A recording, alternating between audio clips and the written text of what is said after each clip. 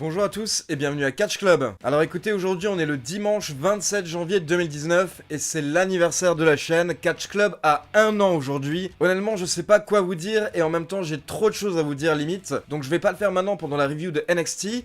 En fait comme je vous l'avais dit, je vais essayer de faire un live ce soir à 20h. Donc voilà, je compte sur vous pour être présent sur YouTube. On va tester, ça va être mon premier live et en gros je vais faire un pré-show Royal Rumble.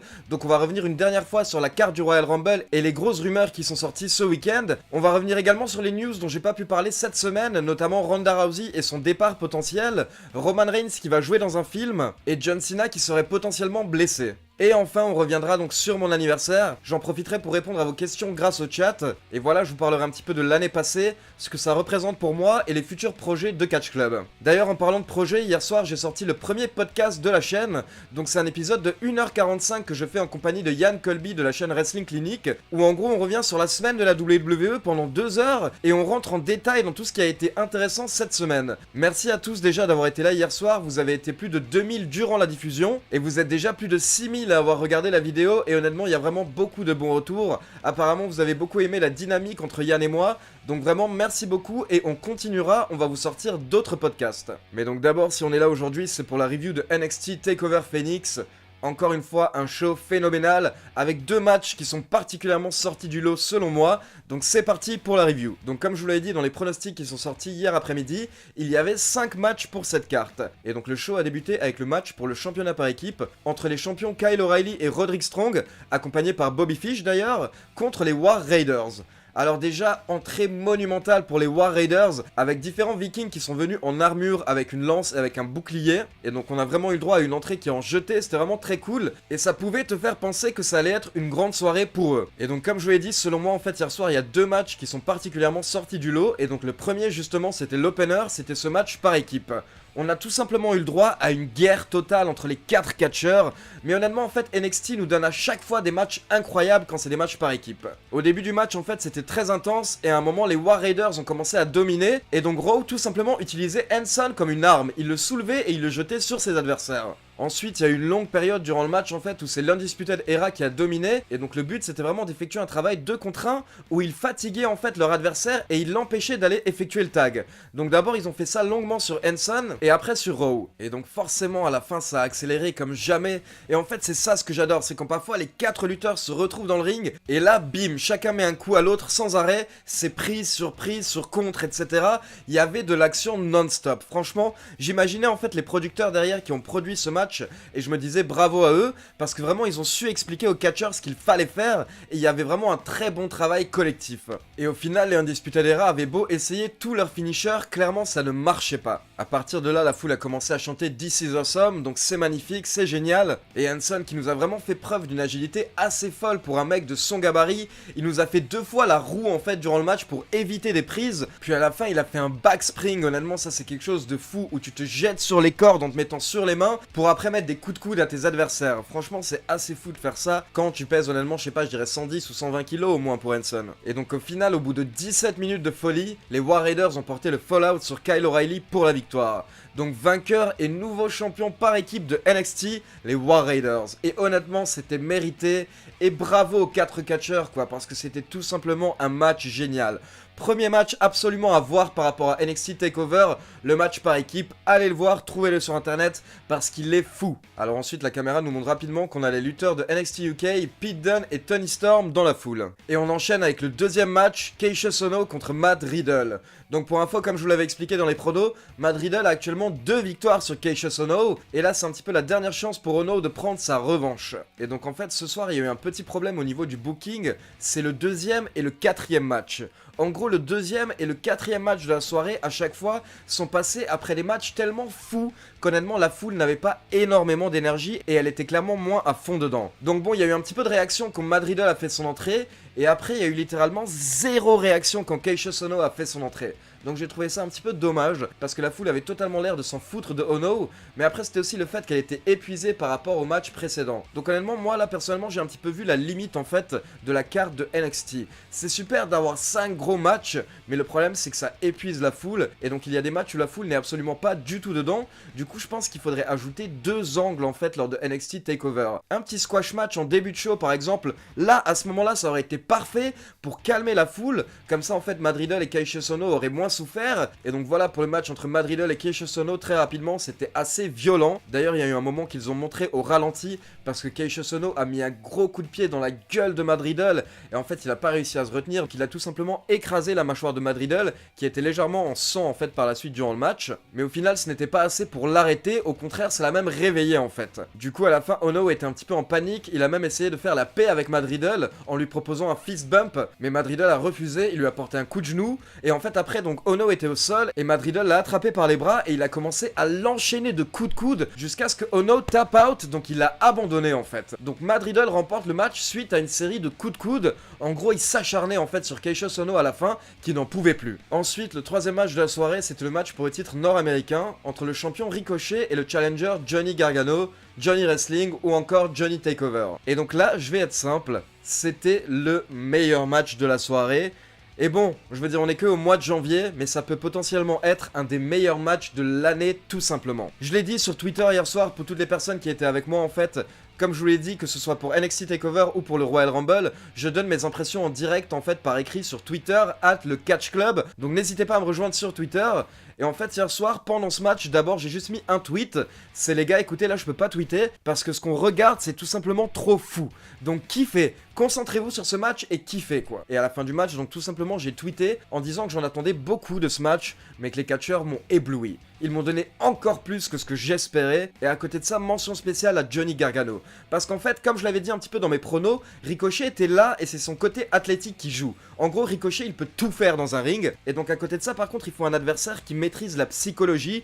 Et hier soir, on a vu, je pense, le catcheur qui gère le mieux la psychologie à NXT et potentiellement même dans toute la WWE. Johnny Gargano, c'est un ovni en fait dans le monde du catch. C'est un gars, hier soir, quand je regardais le match, en fait, au bout d'un moment, j'avais l'impression d'être dans un film. J'avais l'impression d'être dans une série où tu regardais un personnage et tu suivais l'évolution du personnage durant le match. Le gars était motivé, puis le gars était rongé. Il savait pas si en fait il devait rester face ou s'il devait potentiellement utiliser des tactiques, on va dire, illégales. Et donc au départ, il essaye de rester clean et donc on a le droit à un match magnifique entre les deux. Mais à un moment, il voit que ça ne suffit pas en fait. Donc il sort du ring et il commence à enlever le tapis autour du ring. Et donc là, tout simplement, on voit le béton.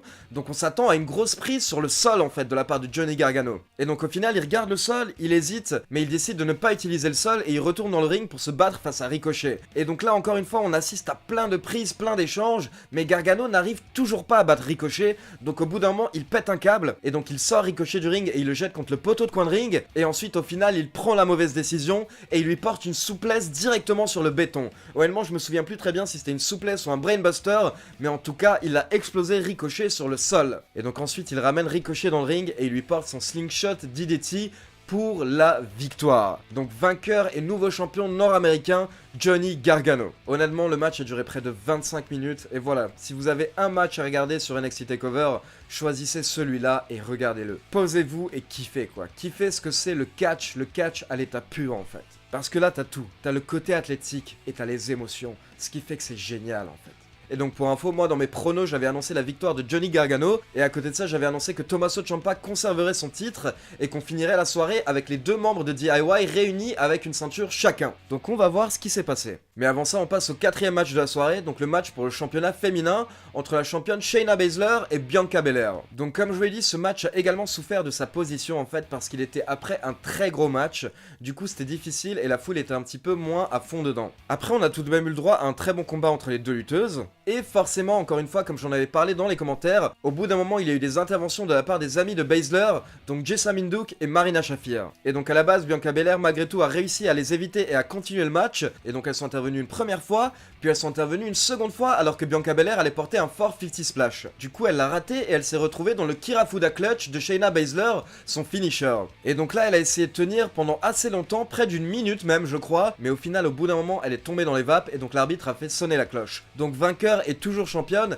Shayna Baszler. Alors ensuite la caméra nous a montré Velvet in Dream qui était dans la foule, dans la section VIP invité, et d'ailleurs il était très bien accompagné. Pour info, comme je vous l'ai dit, Velvet in Dream avait tweeté cette semaine en disant qu'il ne luttera plus à NXT tant qu'il ne renégociera pas son contrat. Donc qui sait, peut-être qu'il va également débarquer dans le roster principal. Et donc on passe au main event de la soirée, le match pour le titre NXT entre le champion Tommaso Ciampa et Aleister Black. Déjà honnêtement Ciampa je trouve qu'il fait tellement délirer en fait. Il arrive en serrant la ceinture comme si c'était le bien le plus précieux au monde pour lui, ça c'est beau quoi. Un champion qui clairement tient à sa ceinture comme jamais, ça donne de l'importance au titre. Et en fait l'histoire du match ça a été que Ciampa s'en est pris au genou gauche et à la jambe gauche de Aleister Black durant tout le match, et du coup en fait ça a clairement limité Aleister Black qui ne pouvait pas porter de coup de genou avec son genou gauche, ou encore son Black Mass, voire tout simplement soulever Tommaso Ciampa parce que sa jambe ne tenait pas. Donc voilà, beaucoup de psychologie en fait à la base pendant les 20 premières minutes je dirais, mais c'est vraiment parti en latte dans les 10 dernières minutes en fait. Bon on a eu le droit à de très gros spots malgré tout pendant les 20 premières minutes, par exemple avec des moonsaults de Aleister Black, mais en gros à la fin Tommaso Ciampa voyait que ça ne suffisait pas, donc pareil en fait comme Gargano l'avait fait plus tôt, il est sorti du ring et il a enlevé le tapis autour du ring. Et donc forcément à partir de ce moment là le public a commencé à chanter DIY, parce que les deux ex-partenaires ont fait exactement la même chose, mais à ce moment là quand Ciampa est retourné dans le ring, Aleister Black a réussi à lui porter son Black Mass. Le problème c'est que quand il a essayé de courir Ciampa, Ciampa s'est tourné sur son ventre, et donc Aleister Black n'arrivait pas à le couvrir. Ensuite Ciampa a utilisé l'arbitre pour éviter un second Black Mass, et donc là Ciampa a porté le Fairy Tail Landing, et il voulait porter un second, ça aurait été le troisième en tout, mais à ce moment là Aleister Black lui a mis un coup de genou, et il a essayé à nouveau de porter le Black Mass, mais sa jambe a lâché. Et donc Ciampa a pu en profiter pour porter son troisième Fairy Tail Landing pour la victoire clean. Donc vainqueur et toujours champion, Tommaso Ciampa. Et donc là Ciampa récupère sa ceinture et il remonte la rampe d'entrée et il arrive au niveau de l'écran principal. Et à ce moment là donc c'est la fin du show, on a les crédits en bas de l'écran qui s'affichent, mais d'un coup Johnny Gargano fait son entrée. Et donc là moi forcément je commence à avoir un sourire énorme parce que c'est ce que j'avais annoncé dans mes pronostics et c'est ce que j'attendais en fait, c'est ce que j'espérais. Mais la question c'était est-ce que Gargano allait attaquer Ciampa ou est-ce que justement ils allaient enfin se réconcilier, ce que j'attendais en fait. Et donc Gargano débarque lentement avec sa ceinture et il se pose à côté de Ciampa. Pendant ce temps, forcément, Ciampa hésite un petit peu. Il le regarde et il a un petit peu peur. Mais Gargano est clairement là en fait pour fêter. Et donc il prend sa ceinture et il la soulève. Et donc Tommaso Ciampa se met à côté de lui et il fait de même avec sa ceinture. Et à ce moment-là, on a DIY, Gargano et Ciampa réunis après un an de guerre, mais de guerre sanglante. Les deux amis qui sont enfin réunis et qui sont au top de NXT. Honnêtement, c'est magique les gars, putain. C'est tellement bien écrit quoi. Je suis choqué à la limite. Je suis choqué par à quel point c'est bien écrit. Franchement, c'est tellement rare de voir à la WWE des rivalités, des storylines qui durent depuis plus d'1 an. Je veux dire, comme je vous l'ai dit, moi j'étais à WrestleMania et à NXT TakeOver l'année dernière. Donc en avril dernier, en avril 2018, j'ai littéralement vu ces gars se démonter, s'en mettre plein la gueule quoi, ils se sont tués dans le ring. Mais au final ils ont réussi malgré tout à nous redonner envie de les revoir ensemble, et là je suis trop content carrément que de les revoir ensemble, et c'était beau de voir DIY au top de NXT. Et donc voilà une autre info par rapport à NXT TakeOver, il faut savoir qu'après les fans ont eu le droit à un segment en plus une fois que les caméras sont éteintes. Donc en fait il y a une espèce de bagarre générale entre Aleister Black, Tommaso Ciampa et Johnny Gargano, ainsi que Ricochet, Adam Cole et Velvet in Dream. Et à la fin de la soirée, en fait, on s'est retrouvé avec Aleister Black, Ricochet et Velvet in Dream qui ont salué la foule. Et donc certains médias se demandent si c'était les adieux en fait de ces 3 catcheurs, donc Aleister Black, Velvet in Dream et Ricochet à NXT. Il y a beaucoup de personnes qui pensent en fait qu'ils vont débarquer à la WWE dans le roster principal, voire même peut-être dès le Rumble. Donc voilà, n'hésitez pas à me dire ce que vous avez pensé de NXT TakeOver dans les commentaires et si vous êtes content de revoir DIY ensemble. Et dites-moi aussi quel a été votre match préféré hier soir. Moi personnellement c'était Gargano contre Ricochet. Et donc voilà, comme je vous l'ai dit, si tout va bien ce soir, on se retrouve en live à 20h pour un pré-show du Royal Rumble, mais également pour fêter l'anniversaire de la chaîne, pour qu'on puisse échanger un petit peu ensemble et que je puisse vous remercier les gars de tout ce que vous m'avez donné cette année. Comme d'habitude, n'oubliez pas de liker la vidéo pour soutenir la chaîne. On se retrouve ce soir en live à 20h sur YouTube et ensuite à partir de 23h pour le pré-show, puis à partir de 1h du matin pour le Royal Rumble. Comme je vous l'ai dit, je serai sur Twitter @lecatchclub. Et donc à plus tard.